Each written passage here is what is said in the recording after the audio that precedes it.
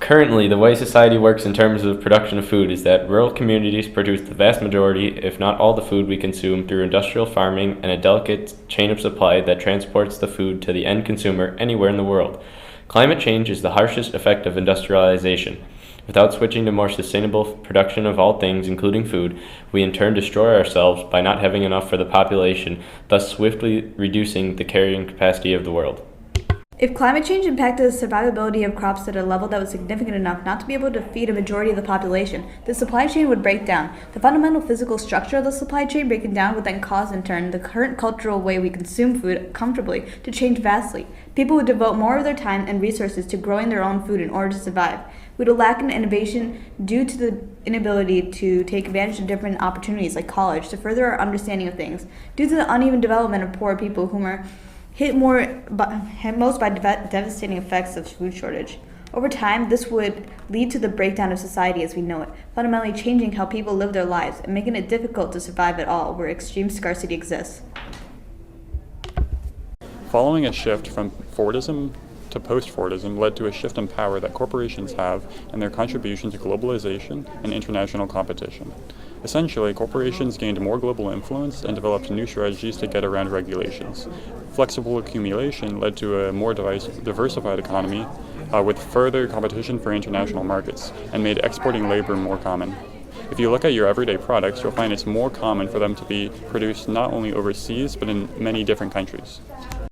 Because corporations have the power to influence the financial well-being, they can exploit the lack of regulation in some countries. In addition, because this modern economy relies more on exporting of goods around the world, there is a direct increase in emissions due to the transportation of these goods, further contributing to negative effects on the climate. Some solutions could be an international agreement that could supersede state power and enforce environmental regulations on multinational corporations, or agreements to promote investment in green energy, which could lead to less carbon emissions in production throughout the entire global economy. Hegemony exists in the idea that climate change can do a lot of damage to the world as a whole. More importantly, it can affect the distribution of food. Climate change can disrupt food availability, reduce access to food, and affect food quality. As a result of this, it causes certain things to not be able to continue working and providing, therefore causing a shortage of needs to society. Contrary to bourgeoisies, a social class that valued their own supremacy, the idea of egalitarian society is optimal in terms of food production and distribution. In a society like this, a hierarchy of classes does not exist.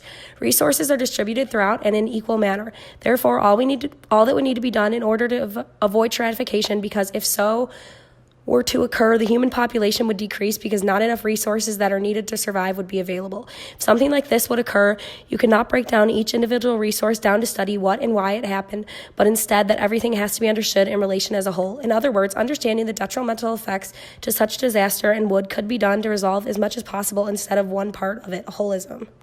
In today's Anthropocene, when we go to the grocery store, people expect to see food items imported from countries around the globe. This concept of constant food importation has been prevalent since countries discovered that there are unique climates for unique foods.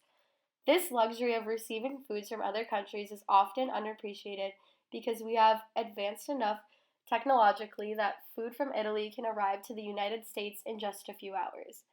When importation was first created, it took a lot longer for imports to come into the country due to the lack of faster modes of transportation. People in the modern world expect these foods to be consistently imported into the US while overlooking the fact that these imported items are luxuries and that much of the food in the grocery stores are coming from periphery countries that are mainly agricultural and can produce food at a cheap rate. Periphery countries are underdeveloped and receive a disproportionately small share of global wealth due to the fact that more developed countries take advantage of their cheap means of production. Developed countries can buy goods from the less developed countries cheaply and use commodity chains to create new goods and sell them at a higher rate to consumers. This can be problematic because this high demand for imported items in a short amount of time might damage the pre-existing climate crisis even more. Due to the emissions of harmful gases from the modes of transportation used for imports, the higher demand for these imported foods might be damaging the globe more than we think. If food production in these countries were to slow down, there would be less imported foods in the US because these countries would save their food for their own country before sending it to another one. In general, time-space compression of receiving food from around the globe might be causing more harm to the pre-existing climate crisis. People need to be more aware of where their food is coming from and recognize that this luxury of food import can decompress as fast as wine from Italy can arrive at your doorstep.